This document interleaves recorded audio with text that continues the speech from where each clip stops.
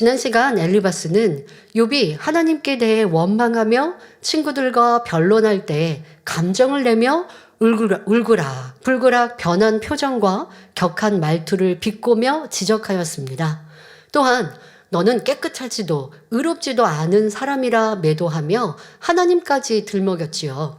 오늘 본문에도 엘리바스는 여러 가지 비유를 들어 욥을 가르칩니다. 욥기 15장 17절 18절에 내가 내게 보이리니 나를 들으라. 내가 본 것을 설명하리라.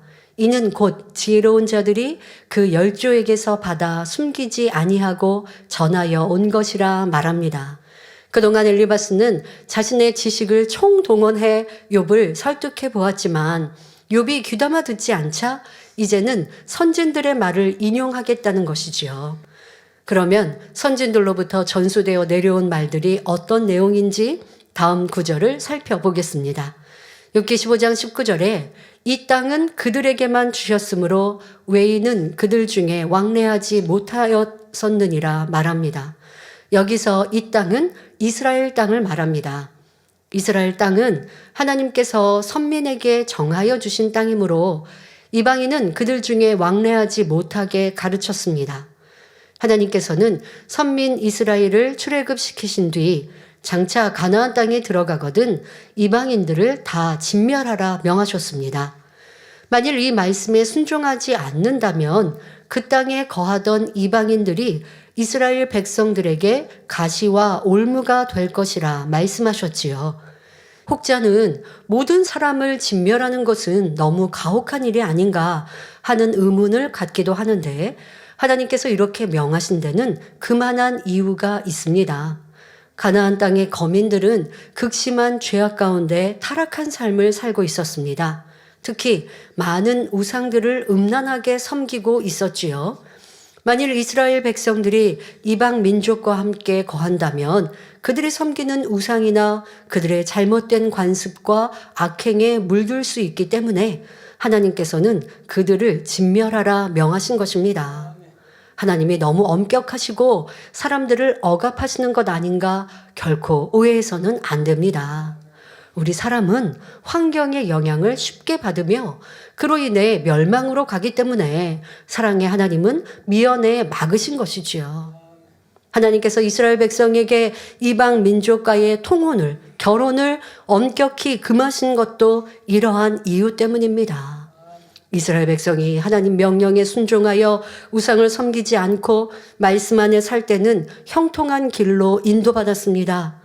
그러나 하나님을 떠나 이방인과 연합하며 우상을 섬길 때에는 다른 나라의 침략을 받고 포로로 잡혀가는 등 많은 어려움을 겪었지요.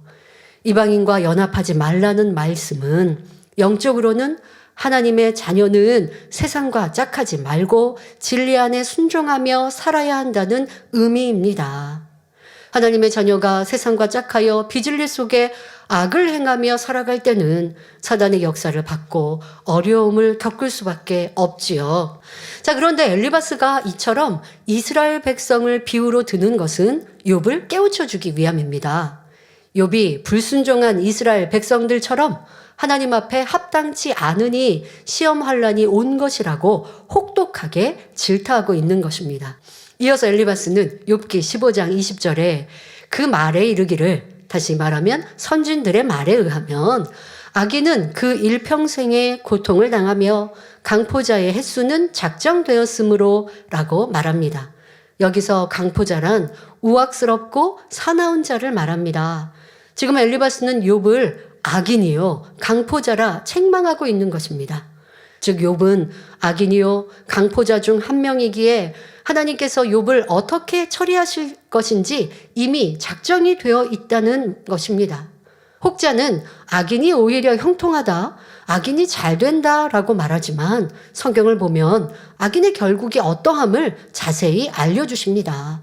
반드시 선악간에 심판이 있고 악인은 잠시 형통해 보여도 결국은 영원한 지옥불에 떨어질 것이므로 악인의 형통을, 악인이 잘 되는 것을 부러워할 필요가 없는 것입니다. 자, 그런데 엘리바스는 욥을 이러한 악인과 강포자로 취급하며 그 종말이 어떻게 정해졌는지를 이어서 설명합니다. 욥기 15장 21절 22절에 그 귀에는 놀라운 소리가 들리고 그 형통할 때에 멸망시키는 자가 그에게 임하리니 그가 어두운 데서 나오기를 바라지 못하고 칼날의 기다림이 되느니라 했습니다. 그 귀에는 놀라운 소리가 들린다 했는데 그동안 욥의 귀에 얼마나 놀라운 소리가 들렸습니까? 재산이 다 무너지는 소리, 자녀들이 죽었다는 소리, 사육하던 짐승들이 죽어가는 소리가 들렸습니다. 뿐만 아니라 아내가 자기를 버리고 업신여기는 말을 퍼부었고 일가 친척도 멀리했습니다. 더구나 몸에는 악창이 나서 신음소리가 물이 쏟아지는 것처럼 흘러나왔고 탄식 소리가 끊이지 않았지요. 욥은 계속하여 놀라운 소리만 듣게 되었던 것입니다. 이 일들이 일어나기 전에는 욥이 얼마나 형통함 속에 살았습니까? 그러나 시험 환란이 닥치니 형통함은 일시에 무너져 내리고 욥은 죽음 직전까지 이르고 말았습니다. 엘리바스가 보기에는 이처럼 엄청난 시험 환란 속에 빠진 욥은 다시 나올 길이 없습니다.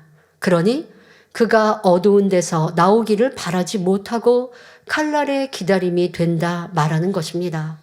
여기서 칼날의 기다림이 된다는 것은 무슨 의미일까요? 칼날은 베기 위해 필요한 것입니다.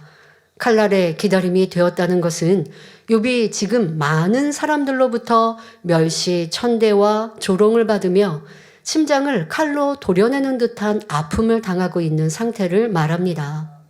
즉 칼날의 기다림이 되고 있는 상태이기에 어두운 곳에서 나오기를 바랄 수도 없는 처지가 되었다는 것입니다. 욥은 스스로 의인처럼 살아왔다고 생각하고 있는데 친구로부터 악인이요 강포자라고 혹독하게 매도하는 말을 들으니 욥의 마음이 얼마나 괴롭겠습니까? 더구나 성령시대가 아닌 그 당시에 한 사람도 아니고 3명의 친구가 연달아 공격을 하니 속이 부글부글 끓어오를 수밖에 없지요. 그만큼 욥의 친구들의 잘못과 책임도 크다는 것을 알아야 합니다. 이어지는 욥기 15장 23절에 그는 유리하며 식물을 구하여 이르기를 어디 있느냐 하며 흑암한 날이 가까운 줄을 스스로 아느니라 말합니다. 흑암한 날이 가까운 줄을 스스로 안다는 것은 흑암의 권세에서 나오지 못하여 방황하다가 결국 나는 도저히 회복할 길이 없구나, 나는 이제 끝장이구나 하며 스스로 앞날이 없음을 알게 된다는 것이지요. 여러분, 이 얼마나 혹독하고도 무서운 저주의 말입니까? 엘리바스가 욥에 대하여 감정이 상하고 악에 바치니 해서는 안 되는 말들을 쏟아내고 있습니다. 이어지는 욥기 15장 24절 25절을 보면 엘리바스는 욥에게 환난과 고통이 그를 두렵게 하며 싸움을 준비한 왕처럼 그를 쳐서 이기리니 이는 그 손을 들어 하나님을 대적하며 교만하여 전능자를 배반함이니라 말합니다. 욥은 환난과 고통 속에서 하나님을 두려워했습니다. 욥기 9장 34절 35절에서 욥은 만일 하나님이 자기를 두렵게 하지 않으신다면 마음껏 하고 싶은 말을 할 텐데 하나님이 두려워 절제한다고 했지요. 욥의 이러한 상황을 엘리바스는 환난과 고통이 그를 두렵게 한다 말한 것입니다. 또 싸움을 준비한 왕처럼 그를 쳐서 이긴다라고 했는데 만일 왕이 수년 동안 철저히 싸움을 준비한다면 얼마나 수월하게 상대를 쳐서 이기겠습니까?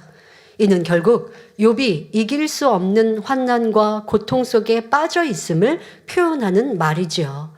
이어지는 엘리바스의 말을 보면 욥이 이처럼 회복할 수도 이길 수도 없는 환난과 고통 속에 빠져 있는 이유를 설명합니다.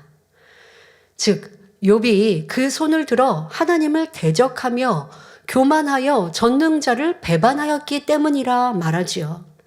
욥의 친구들이 보기에 욥은 하나님을 대적해 왔습니다. 사람들이 서로 다툴 때 주먹이나 손가락으로 삿대질을 하듯이 손으로 하늘을 가리키며 대적하는 모습이었던 것입니다. 뿐만 아니라 욥이 교만하기 때문에 하나님 말씀에 순종하지 않았으며 젖는 자를 배반했고 그러니 지금과 같은 환난과 고통 속에 빠지게 되었다고 설명하고 있습니다. 엘리바스의 말처럼 사람이 하나님 말씀에 아멘하지 않고 불순종하는 것은 바로 내가 살아있고 교만하기 때문입니다. 우리 예수님께서는 하나님과 근본 하나이신 분이지만 자기가 없으셨고 하나님 뜻에 온전히 순종만 하셨습니다. 결국 예수님께서는 십자가에 달려 죽기까지 온전히 순종하심으로 구원의 섭리를 이루셨습니다. 우리도 예수님께서 본을 보이신 것처럼 하나님 말씀이라면 환경과 조건에 상관없이 예와 아멘으로 순종할 수 있어야 합니다. 그런데 본문에서 엘리바스가 욥에게 내가 교만해서 하나님께 불순종했고 하나님을 배반했다고 하는 말은 욥에 대한 판단임을 알아야 합니다. 욥의 친구들은 욥이 하는 말만 가지고 욥을 책잡아서 넌 악인이다, 강포자다, 교만하다라고 판단, 정죄하고 있습니다. 그러나 욥의 중심은 그렇지 않았고 또 하나님을 대적할 마음도 없기 때문에 욥은 친구들의 말을 인정할 수가 없었습니다. 욥은 친구들이 욥에 대해 알지 못할 뿐 아니라 그들의 말이 자신을 이해시키지도 못했고 또 욥의 생각과 뜻에 맞지 않기 때문에 끊임없이 변론한 것입니다.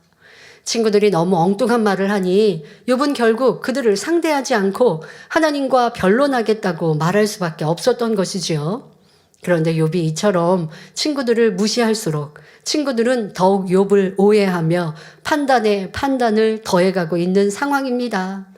그러니 서로 간의 감정의 벽도 점점 두꺼워져 갈 수밖에 없지요. 우리 주변에도 상대를 오해하고 판단함으로 인해 이웃 간에, 가족 간에, 회사 동료 간에 감정이 쌓이고 쌓여 원수가 되는 경우가 얼마나 많이 있습니까? 하나님만이 사람의 중심을 보십니다. 그러므로 내 편에서 상대의 마음을 분명히 읽지 못할 때에는 함부로 말하지 말아야 합니다. 특히 주의종이나 일꾼이 양떼와 상담할 때도 마찬가지입니다. 단지 겉으로 드러나는 말과 행동만을 보고 상대를 깨우쳐 준다면, 하나님의 말씀으로 가르치려 한다면 상대는 더욱 마음 문을 닫을 수밖에 없습니다. 아무리 말씀의 지식이 많고 언변이 뛰어나다 해도 그것으로 상대에게 변화의 역사를 줄 수 없습니다. 우리가 마음을 진리로 읽으면 각 상황에 맞는 답이 무엇인지 성령의 음성을 통해 밝히 알 수가 있습니다. 상대의 마음과 생각도 성령께서 알려주실 수 있고 상대의 믿음의 분량에 맞춰서 답을 주는 것도 성령님만이 하실 수 있습니다. 성령의 주관을 받지 않으면 욥의 친구들처럼 나의 지식, 나의 판단으로 상담할 수밖에 없습니다. 그러므로 부지런히 마음을 진리로 일구어 성령의 음성을 듣고 성령의 주관을 받을 수 있어야 하겠습니다. 엘리바스는 감정이 최고조로 격해지니 친구인 욥에게 결코 해서는 안 될 저주의 말까지 쏟아내고 말았습니다. 여러분은 하루 동안에 어떤 사람들과 무슨 말을 나누며 살아가고 계십니까? 오늘날 과학자들과 신경외과 의사들의 연구조사에 따르면 인간은 언어 중추 신경에 의해 모든 신경이 지배받는다고 합니다. 그래서 자녀를 양육할 때에도 어리석다, 미련하다, 못났다고 말하면 그렇게 될 수밖에 없으므로 부정적인 말은 금하고 긍정적인 말만 하라고 교육합니다. 비록 단점이 많아도 장점을 찾아서 격려해주면 자꾸 입으로 시인하는 대로 자신 있고 긍정적인 인격으로 변화될 수 있기 때문입니다. 하나님께서도 성경을 통하여 우리에게 말 한마디가 인생에 얼마나 큰 영향을 미치는지 알려주셨습니다. 그러므로 우리는 늘 선한 말, 믿음의 말, 진리의 말, 사랑의 말만 해야 합니다.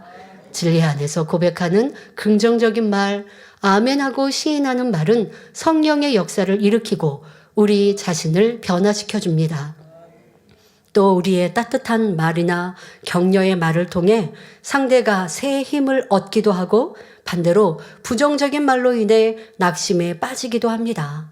이처럼 말이 너무나 중요하다는 사실을 깨달아 항상 긍정적이고 선한 말, 상대에게 힘을 주는 말로 아름답고 복된 삶을 영위하시기를 주님의 이름으로 축원합니다.